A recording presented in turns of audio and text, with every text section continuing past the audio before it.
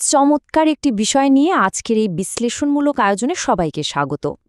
আমরা অনেকেই হয়তো ভাবি যে সৃজনশীলতা বা ক্রিয়েটিভিটি হলো জন্মগত একটি জাদুকরী প্রতিভা, যা চাইলেই অর্জন করা যায় না। কিন্তু আজ আমরা এমন একটি দৃষ্টিভঙ্গি নিয়ে আলোচনা করব যা এই পুরনো ধারণাকে একেবারে বদলে দেবে। আমরা সরাসরি আব্দুল্লাহ আল মাইমানের বিখ্যাত স্পেকট্রাম কালার্স বা রঙের বর্ণালী নামক বইটির দ্বিতীয় খণ্ড থেকে তথ্য নিয়ে এই বিশ্লেষণটি সাজিয়েছি। এখানে সৃজনশীলতাকে কোনো রহস্যময় ক্ষমতা হিসেবে নয়, বরং 10টি সুনির্দিষ্ট এবং ব্যবহারিক দক্ষতার একটি টুলকিট বা সরঞ্জামের বাক্স হিসেবে তুলে ধরা হয়েছে। চলুন এই টুলকিটটির ভেতরে কি কি আছে তা দেখে নেই এবং বোঝার চেষ্টা করি কিভাবে এটি আমাদের চিন্তার জগৎকে পুরোপুরি পাল্টে দিতে পারে। এই পুরো প্রক্রিয়াটিকে সহজে বোঝার জন্য আমরা এই 10টি দক্ষতাকে একটি বাড়ি তৈরির রূপকের সাথে মিলিয়ে 4টি মূল পর্বে ভাগ করেছি। পর্বগুলো হল প্রথমত আইডিয়া তৈরি এবং পরিমার্জন, দ্বিতীয়ত পর্যবেক্ষণ ও যুক্তির গভীরতা বৃদ্ধি, তৃতীয়ত সমালোচনামূলক চিন্তাভাবনা এবং বৈপরীত্য, এবং সবশেষে চতুর্থ পর্ব মানসিক দিগন্তের প্রসার। এখন মূল আলোচনায় যাওয়ার আগে একটা প্রশ্ন মাথায় আসতে বাধ্য: সৃজনশীলতা কি আসলেই কাউকে শেখানো সম্ভব? উৎস বইটি আমাদের এই সাধারণ ভুল ধারণাটিকে সরাসরি চ্যালেঞ্জ করে। বইটির মূল কথা হল, সৃজনশীলতা মূলত কিছু মানসিক নিয়ম বা নিয়ামকের সমষ্টি, আর যে কোনো কাঠামোগত নিয়মের মতোই যে কেউ চাইলে অনুশীলনের মাধ্যমে এই দক্ষতাগুলো নিজের আয়ত্তে আনতে পারে। ব্যাপারটা মোটেও কোনো ঐশ্বরিক বিষয় নয়, বরং এটি বিজ্ঞানসম্মত এবং ভীষণ প্র্যাকটিক্যাল একটি চর্চা মাত্র। তো চলুন শুরু করা যাক আমাদের প্রথম পর্ব দিয়ে, আইডিয়া তৈরি এবং পরিমার্জন। ব্যাপারটাকে একটা বাড়ির ভিত্তিপ্রস্তর স্থাপনের সাথে তুলনা করা যেতে পারে, যেখানে সবার আগে কাজ শুরু করাটাই মূল কথা। আমাদের প্রথম দক্ষতাটি হল অস্থায়ী সমাধান বা টেম্পোরারি সলিউশন। ব্যাপারটা বোঝাতে স্বামীর গল্পটা বলা যাক। স্বামী একটা দোতলা বাড়ি তৈরি করতে চায়, কিন্তু তার কাছে পর্যাপ্ত টাকা নেই। সে কাজ বন্ধ করে বসে না থেকে একটা অস্থায়ী সমাধান বের করে ফেলল। সে শুধুমাত্র পিলারের ওপর দ্বিতীয় তলাটি নির্মাণ করল, নিচের তলাটি আপাতত ফাঁকাই থাকল। এই সমাধানটি হয়তো নিখুঁত নয়, কিন্তু এটা তাকে আটকে পড়া অবস্থা থেকে উদ্ধার করল। সৃজনশীলতার ক্ষেত্রেও কিন্তু ব্যাপারটা ঠিক এমন। মানসিক জড়তা কাটিয়ে প্রথমে একটা ধারণার জন্ম দেয়াটাই সবচেয়ে বেশি জরুরি। সমাধানটি প্রথমে যতই বোকা বোকা বা অযৌক্তিক মনে হোক না কেন, মূল উদ্দেশ্য হল চিন্তার চাকাটাকে সচল করা।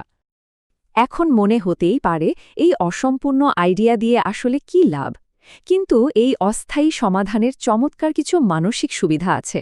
সত্যি বলতে কি, একটা খারাপ বা অসম্পূর্ণ আইডিয়াই অনেক সময় দুর্দান্ত একটি আইডিয়ার সিঁড়ি হিসাবে কাজ করে। এটি আমাদের চিন্তার প্রথম স্ফুলিঙ্গটা তৈরি করে, বড় আর জটিল সমস্যাগুলোকে ভেঙে সহজ করে দেয় এবং দিন শেষে আমাদের অনেক শ্রম, সময় আর অর্থ বাঁচাতে সাহায্য করে। এবার আসা যাক আমাদের দ্বিতীয় দক্ষতায়, পরিবর্তন বা পরিমার্জন। এখানে আগের পাওয়া সে অস্থায়ী সমাধানটিকে আরেকটু ঘষামাজা করে উন্নত করা হয়। সোর্সে উল্লেখিত কমলার গল্পটি এর দারুণ একটি উদাহরণ। ধরুন, কারো কিছু কমলা দরকার, কিন্তু পাইকারি বিক্রেতা তো 10 বাক্সের নিচে বিক্রি করবে না। প্রথম অস্থায়ী সমাধানটি ছিল, আচ্ছা ঠিক আছে, 10 বাক্সে কিনে ফেলি, তারপর বাকিগুলো কাউকে দান করে দেব। কিন্তু এটাকে যদি আমরা আরেকটু পরিমার্জন করি, 10 বাক্স কিনে অতিরিক্ত কমলাগুলো খুচরা দামে বাজারে বিক্রি করে দেওয়া যেতে পারে। এতে শুধু যে আসল খরচই উঠবে তা নয়, উল্টো কিছু লাভও হবে এবং নিজের জন্য প্রয়োজনীয় কমলাগুলো একদম বিনামূল্যে পাওয়া যাবে। এটি হল চিন্তাকে ধাপে ধাপে বুদ্ধিদীপ্তভাবে উন্নত করার কৌশল। ভিত্তি তো তৈরি হল। এবার আমরা প্রবেশ করছি আমাদের দ্বিতীয় পর্বে, পর্যবেক্ষণ ও যুক্তির গভীরতা বৃদ্ধি। এখন আমাদের কাজ হল কাঠামোর খুঁটিনাটি দিকগুলো এবং আইডিয়ার পেছনের যুক্তিগুলোকে একটু গভীরভাবে যাচাই করে দেখা। আমাদের 3 নম্বর দক্ষতাটি হল বিস্তারিত বিবরণ খোঁজা। আমরা যখন কোনো সাধারণ খবর শুনি, যেমন ধরুন একটি কোম্পানি ফ্লুর নতুন ওষুধ তৈরি করেছে, তখন আমাদের মনকে আরও গভীরে গিয়ে প্রশ্ন করতে শিখতে হবে। কারা তৈরি করেছে, কোথায়, কিভাবে তৈরি করল, কেনই বা হঠাৎ নতুন চিকিৎসার দরকার পড়ল। একইভাবে আহমেদ দাম্মামে গেছে শুনলে সে কিভাবে গেল, কোথায় থাকল, এই খুঁটিনাটিগুলো জানার চেষ্টা করা। ভাষা তথ্যের ওপর অন্ধভাবে বিশ্বাস না করে অনুপস্থিত বিস্তারিত তথ্যগুলো সক্রিয়ভাবে খুঁজলেই যে কোনো সমস্যার একেবারে মূলে পৌঁছানো সম্ভব হয়। আচ্ছা, এবার এই প্রশ্নটা নিয়ে একটু ভাবুন তো। আমরা সবাই অফিসে বা বাড়িতে চাকাওয়ালা ঘোরানো চেয়ার ব্যবহার করি, কিন্তু কখনো কি খেয়াল করেছি সাধারণ চেয়ারের মতো এতে 4টা পায়া বা চাকা না থেকে 5টা চাকা থাকে কেন?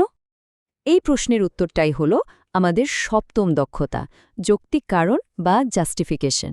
এর মানে হলো যে কোনো কাজের বা ডিজাইনের পিছনের কেন শব্দটিকে খুঁজে বের করা। উত্তরটা খুব সহজ।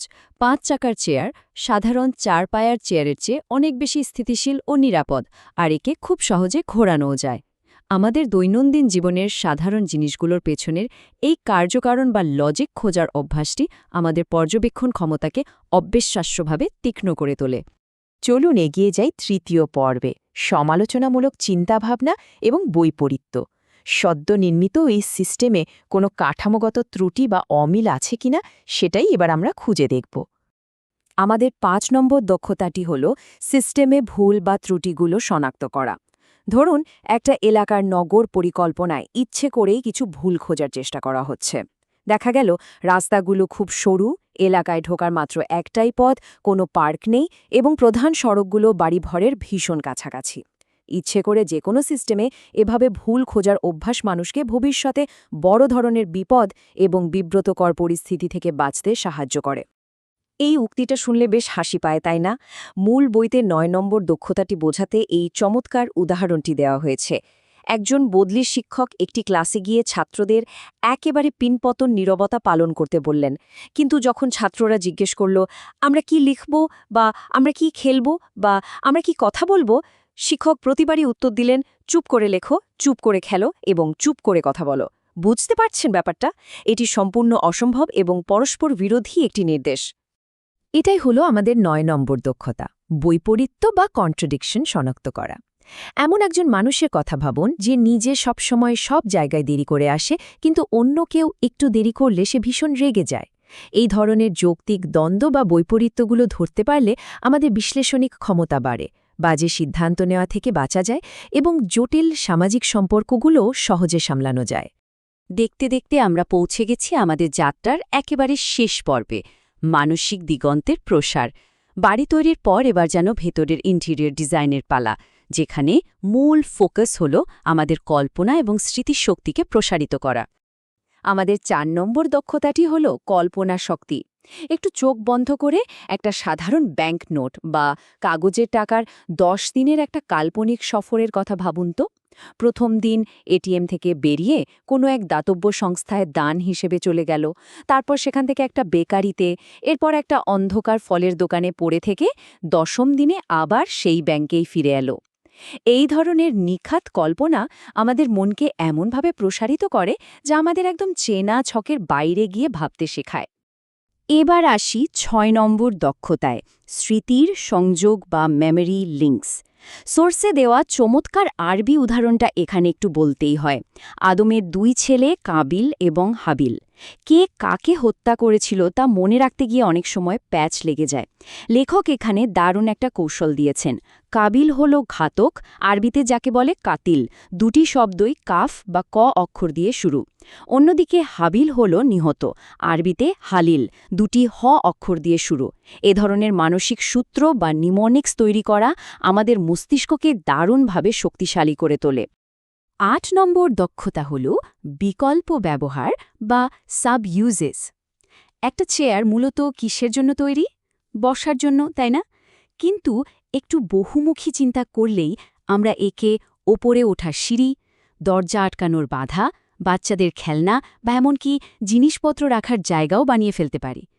এই যে মানসিক নমনীয়তা, এটাই প্রমাণ করে যে একটি সাধারণ বস্তুকেও অসংখ্য ভিন্ন আর দারুণ সব কাজে ব্যবহার করা সম্ভব।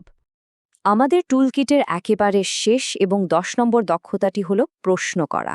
এটা আসলে সাধারণ চিন্তাধারার একেবারে উল্টো একটা কাজ। এখানে আমরা একটা জানা উত্তর বা পরিস্থিতি থেকে শুরু করি এবং উল্টো পথে হেঁটে একটা নিখুঁত প্রশ্ন তৈরি করার চেষ্টা করি। বলতে পারেন এটা হলো তথ্যের রিভার্স ইঞ্জিনিয়ারিং। ব্যাপারটা একটু পরিষ্কার করা যাক ফয়সালের অদ্ভুত একটা গল্প দিয়ে। ফয়সাল তার কেনা একটা ভেড়াসহ গাড়িতে 2 জন অপরিচিত লোককে লিফট দিল। গাড়ির ভেতরে প্রথম যাত্রী দ্বিতীয় যাত্রীকে এমনভাবে ধোঁকা দিল যেন ভেড়াটা তার নিজেরই। দ্বিতীয় যাত্রী সরল বিশ্বাসে তাকে টাকা দিয়ে দিল, আর প্রথম যাত্রী সুযোগ বুঝে ওই টাকা নিয়ে গাড়ি থেকে হাওয়া হয়ে গেল। পড়ে রইল হতবাক ফয়সাল আর সেই দ্বিতীয় যাত্রী। এখন গল্পটা তো শুনলাম, কিন্তু আমাদের কাজ হলো উল্টো দিক থেকে ভাবা। কোন প্রশ্নটির উত্তর হতে পারে এই ঘটনাটি? যেমন আমরা প্রশ্ন করতে পারি, উপকারের বদলে ক্ষতির একটা গল্প কি হতে পারে? এই পদ্ধতিটি অবিশ্বাস্যভাবে আমাদের মানসিক ফ্লেক্সিবিলিটি বাড়ায় এবং উল্টো দিক থেকে চিন্তা করার মাসলগুলোকে শক্তিশালী করে। আমাদের আজকের এই বিশ্লেষণ আমরা একদম শেষ পর্যায়ে নিয়ে এসেছি। সোর্স বইটি থেকে নেয়া এই প্রশ্নটি দিয়ে আজ আমরা শেষ করব।